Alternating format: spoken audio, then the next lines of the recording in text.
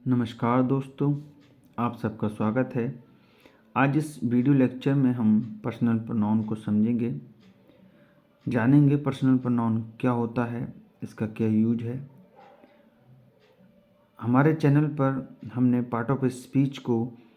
सभी part of speech को बहुत शॉर्ट तरीके से, अच्छी तरीके से डिफ़ाइन किया है।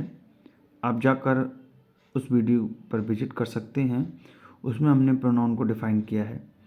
आज इस वीडियो लेक्चर में हम उसका टाइप पर्सनल प्रोनाउन उसको डिफ़ाइन करेंगे। तो चलिए स्टार्ट करते हैं।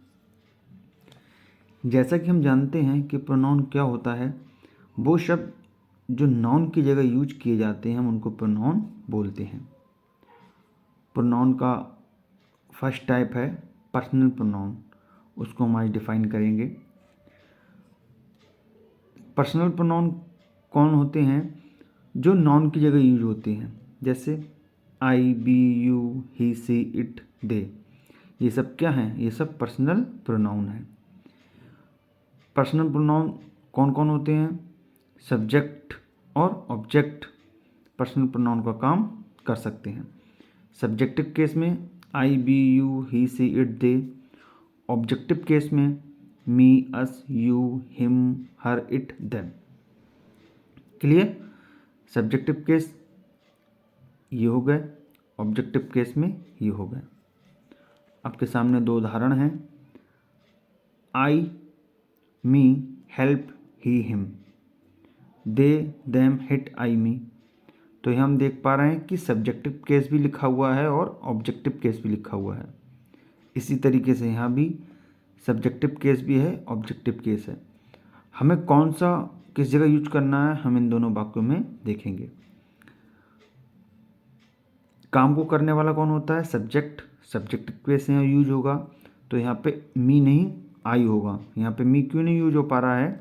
क्योंकि ये ऑब्जेक्टिव केस है। हेल्प का काम हो रहा है तो डूअर काम हो रहा है, हेल्प करने का, उस काम को करने वाला कौन है? आई। तो यहाँ सब्जेक्टिव केस आएगा, ना कि ऑब्जेक्टिव केस। आई के द्वारा जो हेल्प की जा रही है, वो एक्शन का रिसीवर कौन है? हिम। तो वर्ब का प्रभाव जिस पर पड़ता है वो ऑब्जेक्ट कहलाता है। तो यहाँ पे ही आएगा या him?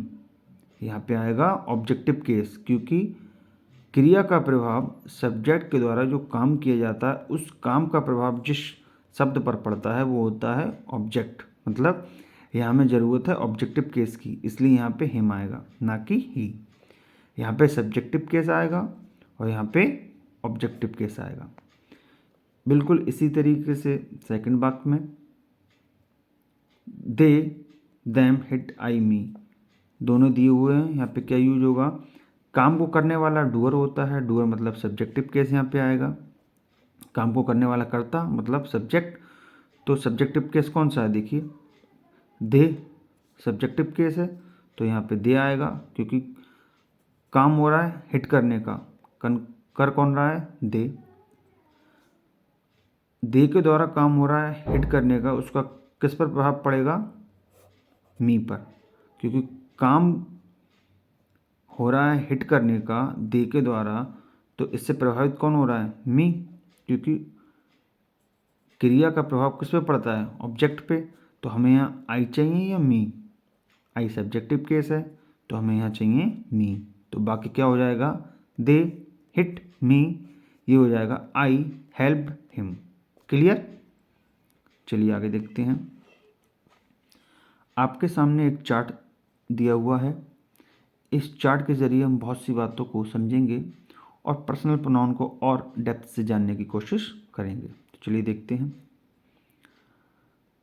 The case of personal pronoun: subjective case, objective case, possessive case, possessive pronoun. Subjective case में कौन कौन आता है?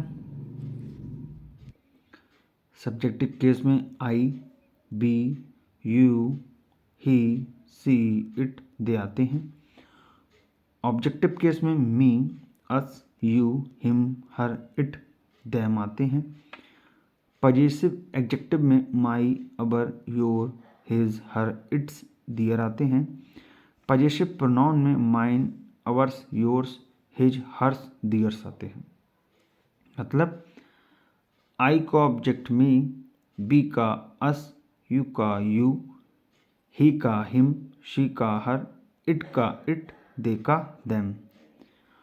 पजेसिव एग्जेक्ट का मतलब अपनी की अंग्रेजी, आई की अपनी की अंग्रेजी, ये पजेसिव एग्जेक्टिव क्या होगा, माई, बी का अवर, यू का योर, ही का हिज, शी का हर, इट का इट्स, दे का दियर।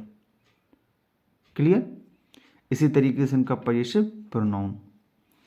अब इसमें हम ये देखें कि यह लिखा है फर्स्ट पर्सन, आई और बी फर्स्ट पर्सन में आते हैं, सेकंड पर्सन में यू आता है, थर्ड पर्सन में ये बाकी बचे हुए।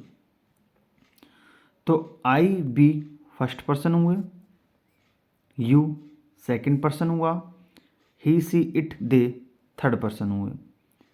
तो हम इनको किस तरीके से याद रखें कि हमें याद रहें, तो इसका सबसे सरल तरीका है, फर्स्ट पर्सन वो होते हैं जो अपने बारे में बात कर रहे होते हैं। जैसे आई बी, मैंने खाना खा लिया, मैं बहुत मेहनती हूँ, मैं इंग्लिश पढ़ाता हूँ। तो इन वाक्यों में आप देख रहे हैं आई का यूज हो रहा है अपने बारे में बात को बताने के लिए। तो जब खुद के बारे में बात हो रही होती है तो वो होते हैं फर्स्ट पर्सन, जो खुद के बारे में बात कर रहे होते हैं। हमने मैच जीत लिया, हमने खाना खा लिया, हम आज खेलने गए। तो आई भी ये ऐसे प्रोनाउन हैं जो फर्स्ट पर्सन में आते हैं, क्योंकि ये दोनों अपने बारे में बात बता रहे होते हैं। तो जो पर्सन अपने बारे में बात बता रहे होते हैं वो फर्स्ट पर्सन में आते हैं। सेकंड पर्सन में यू आता है। सेकंड पर्सन वो होते हैं जिनसे बात की जा रही होती है। ठीक, जैसे मैं अगर किसी से बात कर रहा हूँ तो मैं बोलूँगा कि तुम पढ़ाई में बहुत अच्छे हो, तुमने कल जो मैच खेला वो बहुत अच्छा खेला। तो यहाँ आप देख पा रहे हैं कि सामने वाले जिससे बात की जा रही होती है वो सेकंड पर्सन होता है, मतलब यू। जब स्वयं से बातें होती हैं वो फर्स्ट पर्सन में आते हैं, और जिससे बात की जा रही होती है वो सेकंड पर्सन कहलाता है। थर्ड पर्सन, जिसके बारे में बात हो रही हो और वो वहाँ मौजूद ना हो, वो थर्ड पर्सन होता है। तभी आपने सुना होगा जब दो लोगों में बात हो रही होती है तब वो कहते हैं कि हम दोनों की बातों में थर्ड पर्सन का क्या काम। ही सी इट दे, ये सब थर्ड पर्सन होते हैं। जब दो पर्सन आपस में बात कर रहे होते हैं और उसके बारे में जो वहाँ पे मौजूद नहीं होता वो थर्ड पर्सन होता है। ठीक, थर्ड पर्सन में कौन आता है, ही सी इट दे। क्लियर हुआ। तो ये चार्ट आप सही से देख लीजिएगा और इसको याद करना बहुत ज़रूरी है। इस चार्ट के माध्यम से हम बहुत चीज़ों को समझ सकते हैं। First person I be, second person you, third person he she it they. इनको हम फर्स्ट पर्सन क्यों बोलते हैं हमने समझ लिया, इसको सेकंड पर्सन क्यों बोलते हैं और इसको थर्ड पर्सन क्यों बोला जाता है। तो उम्मीद करता हूँ आज इस वीडियो लेक्चर में हमने जो पर्सनल प्रोनाउन को समझा बहुत अच्छे तरीके से आपको समझ में आया होगा।